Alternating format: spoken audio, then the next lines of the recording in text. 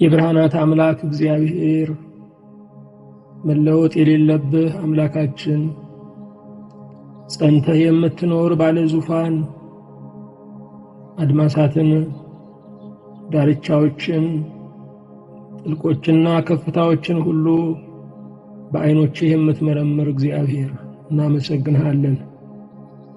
ስለ ቸርነትህ ስለ ምሕረትህ ታላቅነት ተፈጠርከው ፍጥረት እኛን በመልክህ በአምሳልህ ፈጥረህ ስላከበርከን በወደቅን ጊዜም ደግሞ ትንሣኤና ሕይወት ሆነህ እንደገና ስለፈጠርከን እናመሰግንሃለን።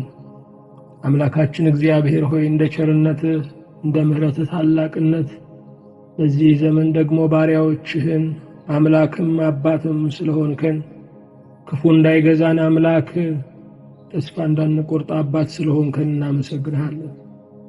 የተወደድክ አምላክ እግዚአብሔር ሆይ ስለ ቸርነትህ አንተ የወደቁትን ማንሳት የተረሱትን ማስታወስ የጠፉትን መፈለግ ክብርህ ነውና በሰማይና በምድር ክብርም ምስጋና ለአንተ እናቀርብልሃለን።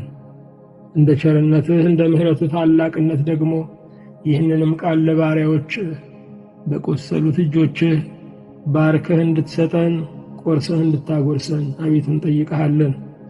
በምንማረው ቃል ለሕይወታችን መባረክ ለኑሯችን መቀደስ ለሕይወታችን ደግሞ ደስታና ሰላም እንድትሰጥ አቤት እንማጸንሃለን።